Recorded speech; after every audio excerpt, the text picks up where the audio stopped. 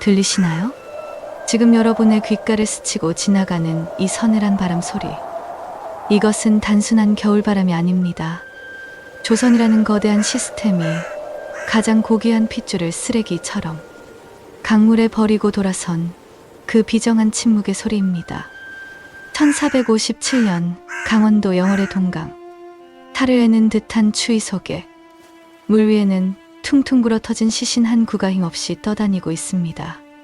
불과 며칠 전까지만 해도 붉은 골룡포를 입고 만백성의 어버이라 불렸던 소년 단종입니다. 그런데 그 강변에는 접근 금지라는 팻말보다 더 무서운 서슬퍼런 어명이 꽂혀 있습니다. 시신을 수습하는 자, 참족을 멸한다. 단종의 할아버지는 그 위대한 세종대왕, 아버지는 문종. 태어날 때부터 왕이 될 운명을 타고난 금수저를 넘어서 다이아몬드 수저였던 이 소년이 어쩌다 동네 들개들의 먹잇감으로 전락했을까요? 강물 위를 떠도는 저 소년의 영혼은 지금 무슨 말을 하고 싶을까요?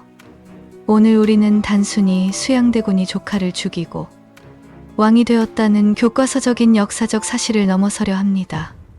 도대체 작은아버지 수양대군의 뇌 구조는 어떻게 되어 있길래 자기 형의 아들, 자신의 핏줄을 씹어먹고 왕좌에 앉을 수 있었던 걸까요? 이것은 단순한 권력 투쟁이 아닙니다. 현대 정신의학으로 본다면 거대 자기에 도취된 나르시시스트가 벌인 조선 역사상 가장 치밀하고 잔혹한 가스라이팅 범죄이자 소시오패스적 사기극입니다. 그리고 그 공포의 도가니 속에서 내 목을 쳐라.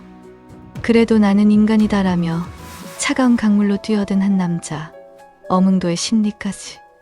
피냄새 진동하는 권력의 도살장과 그 속에서 피어난 인간 존엄의 꽃. 여러분의 심장을 도려낼 듯한 40분간의 심리 추적, 지금 시작합니다. 구독자 여러분 사랑합니다.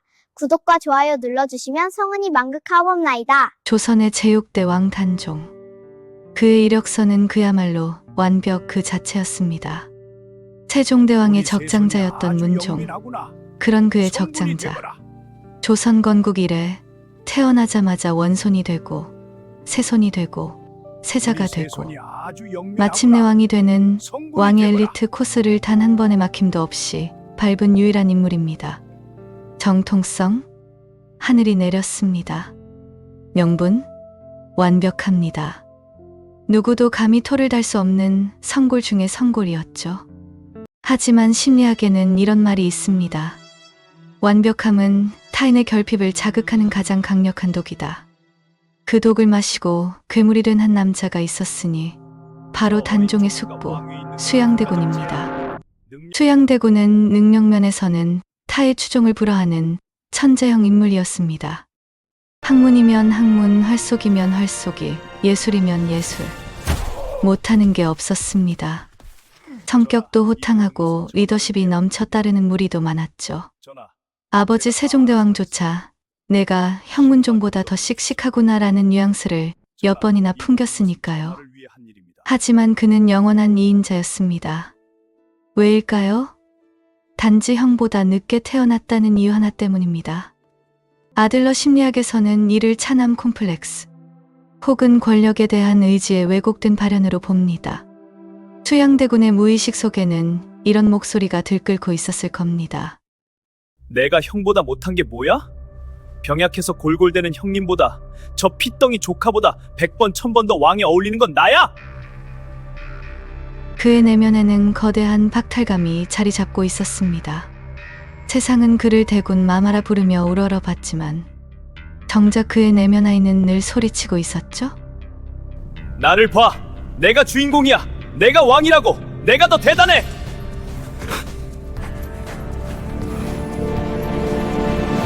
이 억눌린 욕망은 철학자 니체가 말한 그 상티망, 즉 원한으로 발전합니다.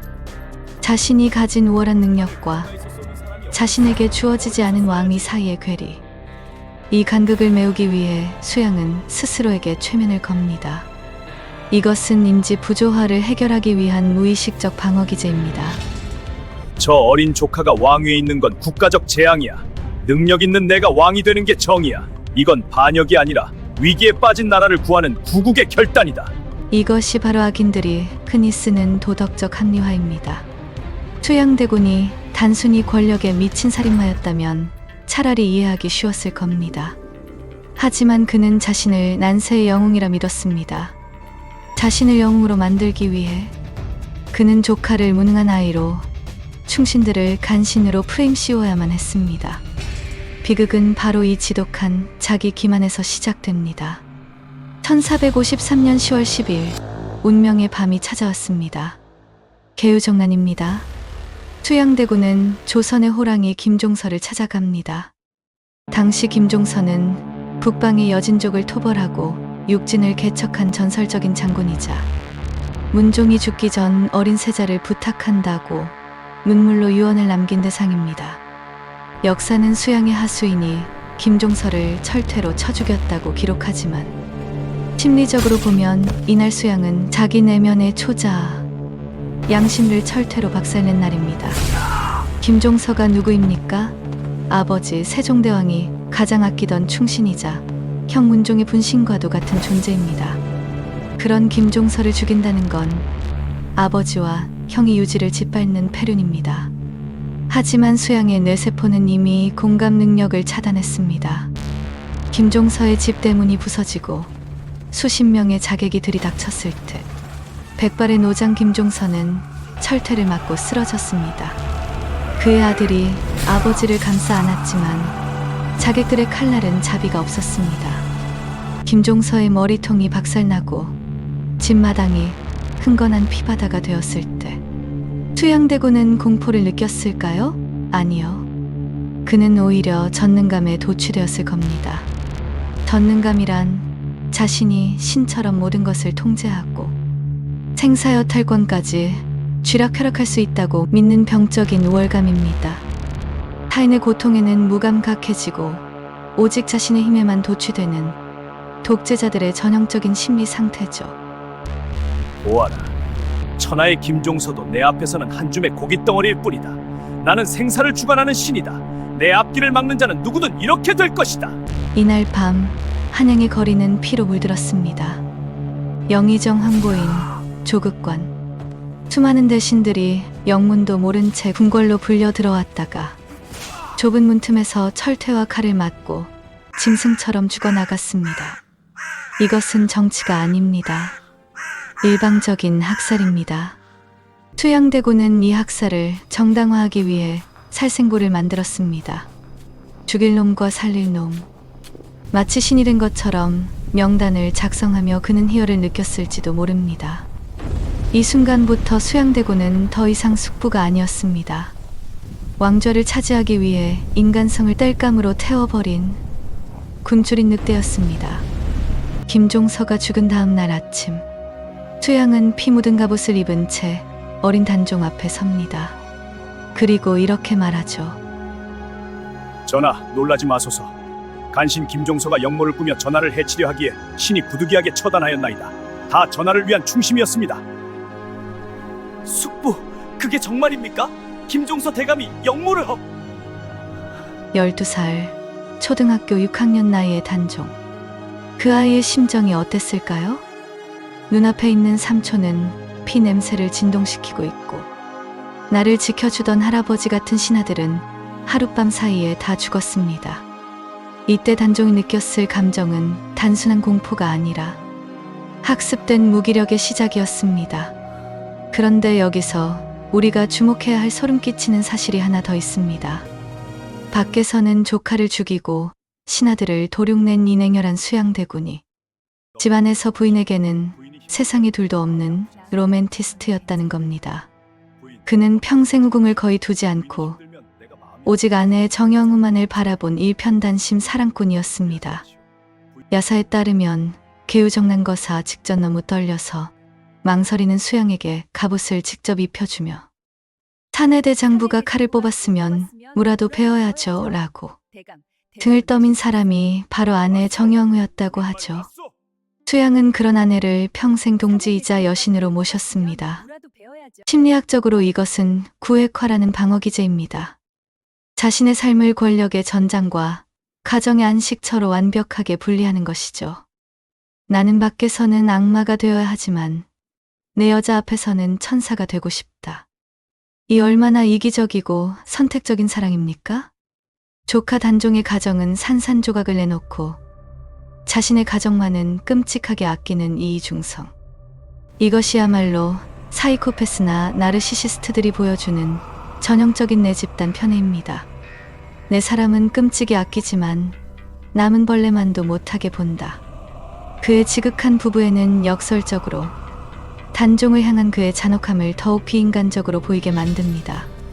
한편 수양대고는 이때부터 아주 교묘한 이중구속 전술을 씁니다. 겉으로는 전하를 위해 한 일입니다. 전하, 제가 다 알아서 하겠습니다 라고 말하며 충신 코스프레를 합니다.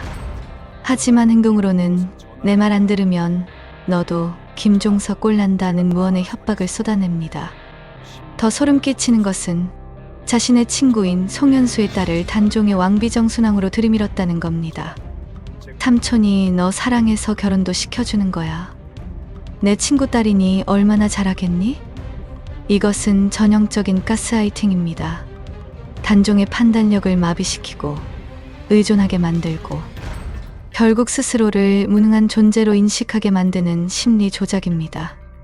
단종은 생각했을 겁니다.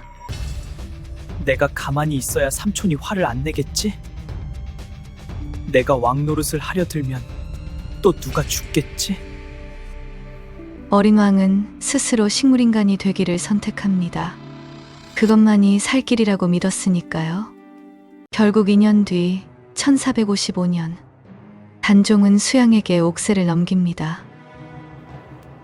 수양 숙부, 이 옥새를 받으시고 임금의 자리에 앉으세요. 제가 못나서 그럽니다. 아니 되옵니다. 전하, 성은이 망극하옵나이다.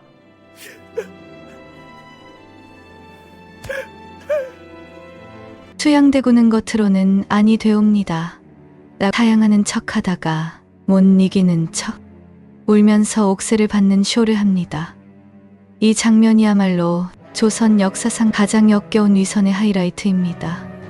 하지만 모든 사람이 수양의 가스라이팅에 넘어간 건 아니었습니다. 성삼문, 박팽년, 하위지, 이계, 유성원, 유흥부. 우리가 사육신이라 부르는 이들입니다. 그들은 수양대군이 왕위에 오른 뒤에도 그를 인정하지 않았습니다. 결국 단종 복위 운동을 계획하다가 발각되어 끔찍한 고문을 당하게 됩니다. 여러분, 당시의 고문이 얼마나 잔혹했는지 아십니까? 달궈진 쇠꼬챙이로 살을 지지고 팔다리를 비틀어 뼈를 부러뜨렸습니다. 탈타는 냄새가 진동하는 군문장. 세조 수양대군은 직접 그들을 신문했습니다. 내 이놈 성삼문아, 네가 나를 배신하고도 살기를 바라느냐? 나를 왕으로 인정하면 살려주겠다. 어서 전하라고 불러라. 나으리, 당신은 내게 나으리일 뿐이요. 내 임금은 오직 상왕전하 단종 임금 한 분뿐인데 어찌 왕이 둘일 수 있겠소? 수양대군 나으리가 훔친 왕좌는 왕좌가 아니라 도적의 소굴이요. 성삼문은 끝까지 세조를 전하가 아닌 종친을 부르는 호칭인 나으리라고 불렀습니다. 당신은 힘센 깡패일 뿐 내 왕은 아니다라는 선언입니다. 이것은 세조의 가장 아픈 영린을 건드린 것입니다. 그들은 왜 계란으로 바위치기인 줄 알면서도 목숨을 던졌을까요? 단순히 단종이 불쌍해서, 의리 때문에? 철학적으로 보면 그들은 존재론적, 일관성을 지키려 했던 겁니다. 유교 국가 조선에서 왕은 하늘입니다. 하늘은 하나여야 합니다. 적장자인 단종이 살아있는데 삼촌이 왕을 한다? 이것은 우주의 질서가 무너지는 것이고 그들의 가치관 전체가 붕괴되는 것입니다. 세조는 미치고 팔짝 뛸 노릇이었을 겁니다. 몸을 찢어 죽이고 달고님들로 찢어도 그들의 정신을 굴복시킬 수는 없었으니까요. 이때 세조가 느꼈을 감정은 열등감의 폭발입니다. 나는 왕이 되었는데 왜 너희는 나를 인정하네? 왜 나를 무시해? 힘으로 권력을 뺏을 수는 있어도 사람의 마음은 뺏을 수 없다는 사실? 세조는 사육신을 찢어 죽이면서 역설적으로 자신의 정통성이 얼마나 빈약한지를 만천하에 인증한 꼴이 되었습니다. 사육신 사건 이후 세조는 더 이상 단종을 한양에 둘 수 없다고 판단합니다. 결국 단종은 노산군으로 강등되어 강원도 영월 청령포로 유배됩니다. 청령포? 가보신 분들은 아실 겁니다. 삼면이 깊은 강으로 막혀 있고 뒤는 험준한 절벽인 천연의 감옥. 배 없이는 나갈 수도 들어올 수도 없는 곳입니다. 이곳에서 17살 한창 친구들과 어울리고 꿈을 꿀 나이의 단종은 철저한 고립을 맛봅니다. 심리학자 해리 할로우의 원숭이 실험 아시나요? 새끼 원숭이를 격리시키면 정신적으로 붕괴되어 이상 행동을 보입니다. 인간은 사회적 동물입니다. 관계가 끊어지면 영혼이 서서히 죽어갑니다. 단종은 매일 자규를 하는 누각에 올라 피를 토하듯 우는 소쩍 새소리를 들으며 시를 썼습니다. 원통한 새 한 마리가 궁중을 나오니 외로운 몸 그림자마저 짝을 잃었네. 그는 알았습니다. 자신이 살아서는 이 강을 건널 수 없다는 것을. 그의 멘탈은 이미 바닥까지 부서졌을 겁니다. 불안, 우울, 그리고 죽음에 대한 공포. 매일 밤 강물 소리가 저승사자의 발소리처럼 들리지 않았을까요? 청계천 영도교에서 생이별한 사랑하는 아내 정순왕 후 그녀가 마지막으로 잡아주었던 손길을 기억하며 단종은 밤새 울다 지쳐 잠들었을 겁니다. 전하 부디 옥체만은 보전하소서. 과인이 그리하겠소. 살아서 제발 살아서만 돌아오소서. 신첩 여기서 죽지 않고 기다리겠나이다. 중전 미안하오. 지켜주지 못해 미안하오네. 비록 몸은 천리 밖으로 쫓겨가나 마음만은 언제나 그대 곁에 있을 것이오. 부디 강건하시오. 중전 미안. 전하, 전하, 전하, 전하. 그렇게 단종 임금은 조선에서 가장 높은 용상에 앉아 있었으나 이제는 조선에서 가장 낮은 죄인으로 전락했습니다. 1457년 10월 세조에게 충격적인 소식이 날아듭니다. 자신의 친동생이자 단종의 또 다른 숙부인 금성대군이 유배지에서 단종을 다시 왕으로 모시자며 거사를 꾸미다 발각된 것입니다.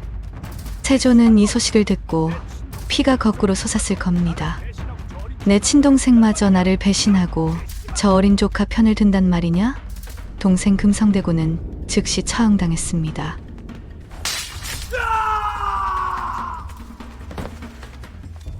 그리고 세조는 깨닫습니다. 단종이 살아있는 한 제2, 제3의 금성대군은 계속 나올 것이다.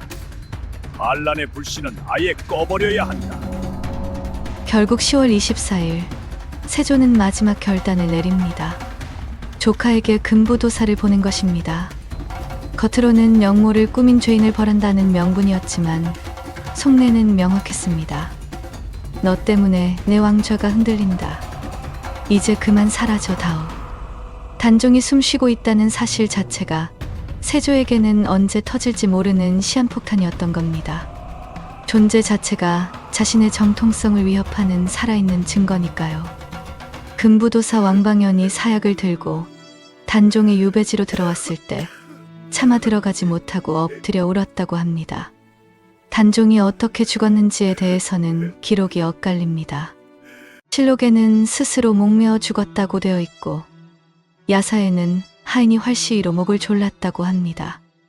어느 쪽이든 17살 소년의 생명은 비참하게 너무나 허무하게 꺼졌습니다. 그리고 내려진 세조의 명령이 압권입니다. 시신을 수습하지 마라. 강물에 버려라.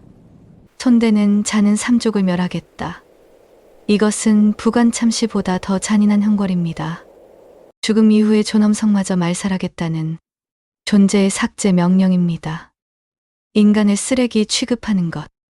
나치의 홀로코스트나 다를 바 없는 비인간화의 극치입니다.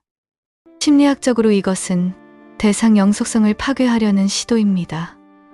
내 눈앞에서 시신을 완전히 없애버려야만 자신의 무의식 속 죄책감과 대중의 추모, 열기까지 영원히 지울 수 있다고 믿는 극한의 공포가 만들어낸 방어기제가 아니었을까 합니다. 세조는 아마 생각했을 겁니다. 이 시신이 썩어 문드러져 물고기밥이 되면 사람들의 머릿속에서 단종이라는 이름도 사라지겠지. 하지만 그의 계산은 틀렸습니다. 차가운 강물에 시신이 버려진 지 사흘. 까마귀 떼가 몰려들고 있었습니다. 오매무시라! 어서들 가세. 이러다 누가 보면 경을 치겠네. 모두가 세조의 서슬퍼런 칼날이 무서워 눈을 돌리고 모른 척할 때 어둠 속에서 한 남자가 걸어 나옵니다. 영월의 말단 관리 저것은 호장 어몽도입니다. 사람이 물 위에 떠 있지 않은가? 이런 세상에 이런 망측한 일이 있나? 그는 왜 그랬을까요? 그가 대단한 정치적 야망이 있었을까요? 단종 라인을 타서 출세하려고? 이미 죽은 왕 역적이 된 시신인데 줄을 서봤자 돌아오는 건 멸문지화뿐입니다. 이득은 제로, 리스크는 무한대. 경제학적으로 그리고 이성적으로 보면 완전히 미친 짓입니다. 어몽도는 집에 가서 어머니께 엎드려 고합니다. 어머니, 소자가 저 강가에 버려진 임금님의 시신을 거두려 합니다. 하지만 그러면 우리 집안이 멸문을 당할지도 모릅니다. 허락해 주십시오. 가거라 아들아. 사람이 어찌 짐승의 짓을 보고만 있겠느냐. 그것이 사람의 도리다. 네가 하지 않으면 네가 사람이 아닌 것이다. 어머니의 허락을 받은 어몽도는 미리 준비해둔 수의를 챙깁니다. 원래 어머니를 위해 준비했던 수의였습니다. 그는 세 아들과 함께 밤새 눈보라를 뚫고 차가운 강물로 들어갑니다. 시신을 건져 염습하고 지게에 지고 산을 오릅니다. 눈보라가 몰아쳐 앞이 보이지 않는 상황. 그때 기적 같은 일이 벌어집니다. 눈 속에 노루 한 마리가 앉아 있다가 도망친 자리가 있었는데 그곳만 눈이 녹아 있고 땅이 따뜻했다고 합니다. 어몽도는 하늘이 내려준 자리라 생각하고 그곳에 단종을 묻습니다. 어몽도의 행동은 방관자 효과를 깨부순 위대한 용기였습니다. 모두가 나만 아니면 돼. 무서워라고 눈 감을 때 나라도 해야 한다라고 나선 것. 이것이 바로 철학자 칸트가 말한 정언명령의 실천입니다. 어떤 보상이나 이익 때문이 아니라 그것이 인간으로서 마땅히 해야 할 의무이기에 한다. 이 얼마나 뼈아픈 역설입니까? 조선의 가장 높은 용상에 앉아 만백성의 모범이 되어야 할 왕세조는 자신의 욕망을 위해 인간의 최소한의 도리마저 쓰레기통에 처박았습니다. 그는 권력이라는 화려한 감옥에 스스로를 가두고 평생 불안에 떨며 양심을 팔아넘긴 가난한 영혼이었습니다. 반면 가장 낮은 곳에서 묵묵히 일하던 하급 관리 어몽도는 어땠습니까? 그는 삼족이 멸문지화를 당할 수 있는 서슬퍼런 칼날 앞에서도 인간으로서 마땅히 지켜야 할 측은지심 하나를 붙들고 죽음의 강물로 뛰어들었습니다. 철학자 칸트는 밤하늘의 별과 내 마음속의 도덕 법칙을 경외한다고 했습니다. 그날 밤 어몽도의 가슴 속에는 세조가 가진 금보다 더 찬란한 도덕의 별이 빛나고 있었습니다. 누가 진짜 왕입니까? 비단 옷을 입고 짐승이 된 자입니까? 아니면 누더기를 입고 성인이 된 자입니까? 어몽도는 단종의 시신을 묻고 가족과 함께 도망쳐 평생을 숨어 지내야 했습니다. 그의 인생은 고달팠지만 그의 영혼은 누구보다 자유로웠을 겁니다. 그는 권력의 노예가 아니라 양심의 주인이었으니까요. 그렇다면 승리자인 세조는 행복했을까요? 자신의 형제들을 죽이고 조카를 죽이고 수많은 신하를 죽여서 얻은 왕좌. 그 자리는 편안했을까요? 천만에요. 인과응보, 즉 카르마는 종교적 개념이기도 하지만 심리학적 실체이기도 합니다. 세조는 말년에 끔찍한 피부병에 시달립니다. 온몸에 종기가 나고 고름이 흐릅니다. 밤마다 가려움에 잠을 이루지 못해 피가 나도록 긁어댑니다. 한 번은 단종의 어머니인 현덕왕후가 꿈에 나타났어요. 네가 내 아들을 죽였으니 나도 내 자식을 데려가겠다. 네가 내 아들을 죽였으니 나도 내 자식을 데려가겠다. 이것은 현대의학으로 보면 시민성 질환일 가능성이 큽니다. 무의식 깊은 곳에 억눌려 있던 죄책감과 공포가 몸을 뚫고 나온 겁니다. 입으로는 나는 정당했다. 나는 나라를 구했다고 수천 번 되뇌었지만 그의 몸은 너는 살인자다라고 비명을 지르고 있었던 거죠. 게다가 끔찍한 아들아, 내 아들 비극이 이어집니다. 이게 세조가 무슨 일이야, 그토록 눈을 아꼈던 떠라. 큰아들 아버지를 의경세자가 죽여다니, 20살에 제발. 요절합니다. 둘째 아들 예종도 왕위에 오르지만 아들아, 내 아들 20대에 의경아. 요절합니다. 이게 무슨 자식들이 줄줄이 죽어나가는 걸 보며 세조는 무슨 생각을 했을까요? 저주의 부메랑이 돌아왔구나. 그는 공포에 질려 불교의 귀에서 미친 듯이 절을 짓고 불공을 들이지만 마음의 지옥불은 꺼지지 않았습니다. 세조는 권력을 가졌지만 평생 도덕적 불안이라는 감옥에 갇혀 살았습니다. 반면 단종은 육체는 죽었지만 200년 뒤 숙종 때 복이 되어 충절의 아이콘으로 영원히 부활했습니다. 누가 진정한 승자입니까? 한 가지 아이러니컬한 것은 조선 왕들의 사망 원인 1위가 바로 이 피부병, 종기라는 점입니다. 문종, 성종, 효종, 정조 등 수많은 왕이 이 피부병으로 고통받다 죽었죠? 단순히 위생적인 문제가 아니라 극심한 스트레스가 신체화된 결과라는 것이 현대 의학계와 심리학계의 정설이기도 합니다. 한편 현대의학에서는 이를 정신피부학의 관점에서 흥미롭게 해석합니다. 피부는 나와 외부 세계를 구분짓는 경계입니다. 심리학자들은 피부는 마음의 거울이라며 극도의 스트레스나 억압된 분노가 가장 먼저 터져나오는 곳이 바로 피부라고 말합니다. 특히 레이디 맥베스 효과라는 심리학 용어가 있습니다. 살인을 저지른 맥베스 부인이 죄책감을 씻어내기 위해 강박적으로 손을 씻는 현상을 말하죠. 세조가 전국 방방곡곡의 온천과 계곡을 찾아다니며 몸을 씻으려 했던 것도 단순한 치료가 아니라 피 묻은 영혼을 씻어내고 싶은 무의식의 발버둥이 아니었을까 합니다. 한의학 고전동의보감에서도 마음이 상하면 몸이 병든다, 즉 심신이려라고 했습니다. 세조의 몸을 덮은 고름과 종기는 그가말로 뱉지 못한 썩어버린 양심과 공포가 피부를 뚫고 솟구쳐 나온 살아있는 지옥도였던 셈이죠. 여러분, 오늘 이야기는 어떠셨나요? 조선왕조심록의 해설자 윤아입니다. 오늘 수양대군과 단종, 그리고 어문도의 이야기를 깊이 들여다보면서 우리는 욕망과 양심이라는 인간 내면의 가장 원초적인 두 얼굴을 마주하게 됩니다. 서양의 정치 철학자 마키아벨리는 그의 저서 군주론에서 아주 능혹한 조언을 남겼습니다. 군주는 목적을 달성하기 위해서라면 여우의 교활함과 사자의 사나움을 동시에 가져야 한다. 필요하다면 도덕쯤은 헌신짝처럼 버려라. 그런 측면에서 본다면 수양대군, 즉 세조는 마키아벨리즘의 완벽한 실천가였습니다.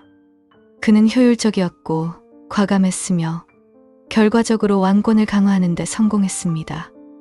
현대 자본주의 사회의 관점에서만 본다면 그는 적대적 M&A로 회사를 장악하고 반대파 임원들을 구조조정한 뒤 회사를 성장시킨 아주 유능한 CEO로 평가받을지도 모릅니다.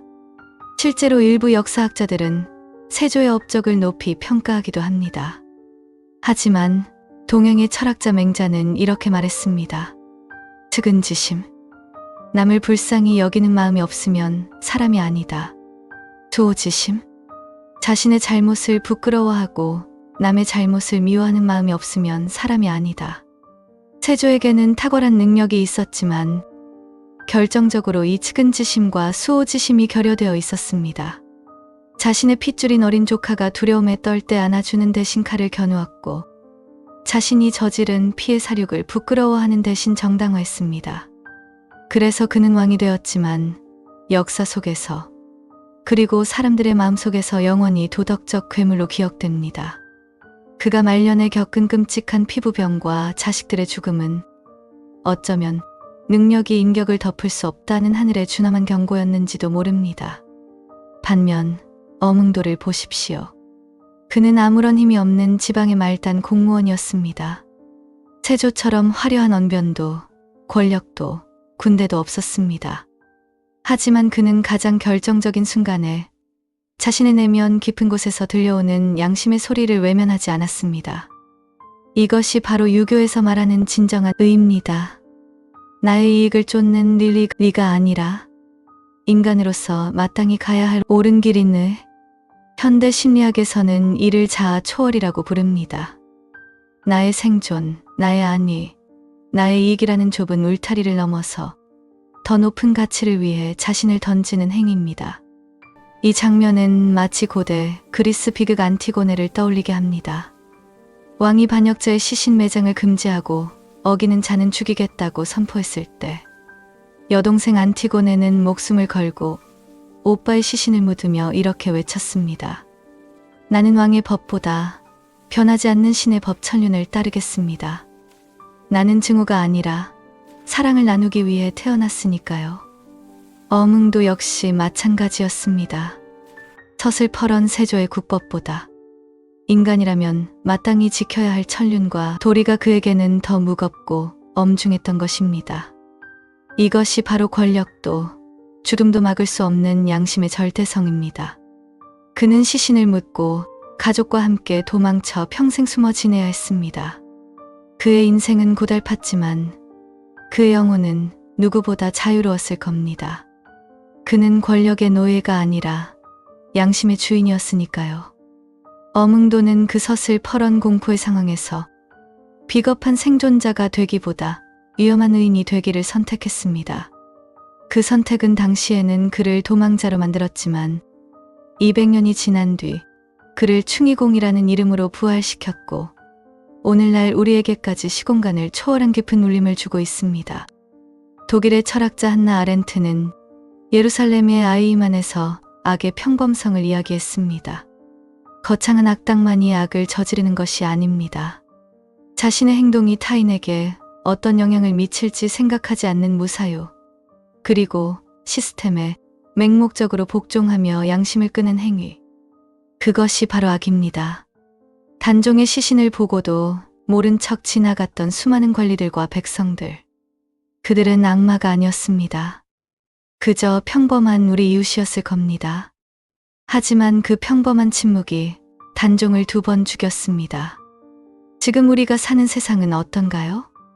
수양대군처럼 성공하면 그만이라며 과정이야 어쨌든 결과만 좋으면 장땡이라며 남을 짓밟는 것이 능력으로 포장되는 세상은 아닌가요? 아니면 불의를 보고도 나만 아니면 돼. 괜히 나섰다가 손해만 봐라며 고개를 돌리는 방관자의 세상은 아닌가요? 어쩌면 우리 마음속에는 수양대군의 욕망과 어몽도의 양심이 매일매일 치열한 전쟁을 치르고 있을지도 모릅니다. 회사에서 부당한 지시를 받았을 때, 학교에서 힘없는 친구가 괴롭힘을 당할 때, 혹은 뉴스에서 억울한 사람들의 이야기를 접할 때, 우리는 끊임없이 선택해야 합니다. 나의 안위를 쫓을 것인가, 인간의 도리를 지킬 것인가.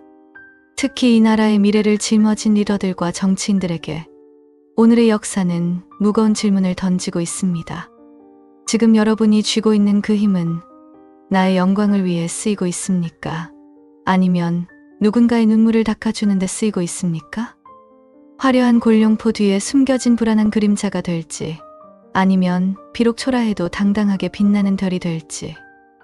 역사는 지금 이 순간에도 권력을 가진 여러분들의 선택을 여실히 기록하고 있다는 사실을 기억해야 할 것입니다. 세조는 비단 금침 위에서 피부병으로 썩어가는 몸을 긁으며 고통 속에 죽어갔지만, 어몽도는 차가운 눈밭에서 꽁꽁 언 손을 호우 굴어가며 시신을 묻었을 때 그 누구보다 뜨겁고 편안한 심장을 가졌을 겁니다. 그는 알았을 겁니다. 나는 적어도 나 자신에게 부끄럽지 않다. 역사는 승리한 자의 기록이라고들 합니다. 하지만 진정한 역사는 사람의 마음에 새겨진 기록입니다. 권력은 유한하지만 인간의 향기는 무한합니다.